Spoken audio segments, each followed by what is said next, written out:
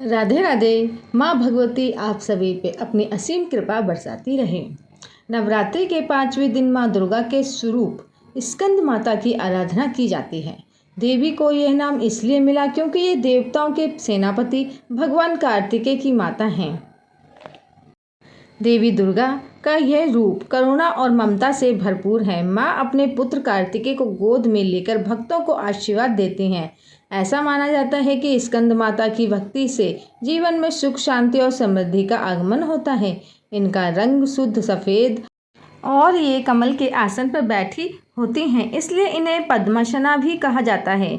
स्कंद माता की 4 भुजाएं हैं। एक हाथ में पुत्र स्कंद, 2 हाथों में कमल पुष्प और चौथा हाथ सदैव भक्तों को आशीर्वाद देने की मुद्रा में रहता है। माना जाता है कि स्कंद माता अपने भक्तों को वैसे ही स्नेह और सुरक्षा देती है जैसे एक माँ अपने बच्चों को देती है। आइए जानते हैं स्कंद माता की कथा।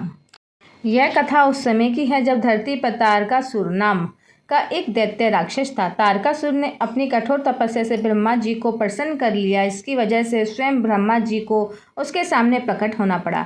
इसके बाद ब्रह्मा जी ने उसे वरदान मांगने को कहा तो तारकासुर ने अमरता का वरदान मांगा। ब्रह्मा जी ने समझाया, तारकासुर, जिसका जन्म हुआ उसकी मृत्यु निश्चित है। इस संसार में कोई भी अमर नहीं हो सकता। यह सुनकर तारकासुर थोड़ा निराश हुआ, लेकिन वह बहुत चतुर था। उसने सोचा कि भगवान शिव कभी विवाह नहीं करेंगे और ना ही उनके कोई संतान होगी। यह विचार दिमाग में आते ही उसने ब्रह्मा जी से एक और वरदान मांगा। उसने कहा, प्रभु, मुझे यह वरदान दें कि मेरी मृत्यु केवल भगवान शिव के पुत्र के हाथों होगी।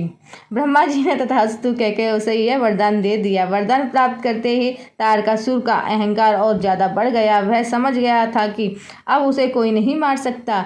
उसने तीनों लोकों में हाहाकार मचाना शुरू कर दिया। देवताओं, ऋषियों और मनुष्यों पर उसका अत्याचार बढ़ता ही जा रहा था। स्वर्गलोक से देवराज इंद्र को भगा दिया गया और तारकासुर ने स्वयं को तीनों लोकों का स्वामी घोषित कर दिया। तारकासुर के आतंक से त्रस्त होकर सभी देवता भगवान विष्णु के पास गए और उसने मदद की गुहार लगाई। भगवान विष्णु ने उन्हें बताया कि तारकासुर को केवल भगवान शिव का पुत्र ही मार सकता है, इसलिए इसका एकमात्र उपाय यही है कि भगवान शिव का विवाह करें और उनके यहाँ एक पुत्र का जन्म हो।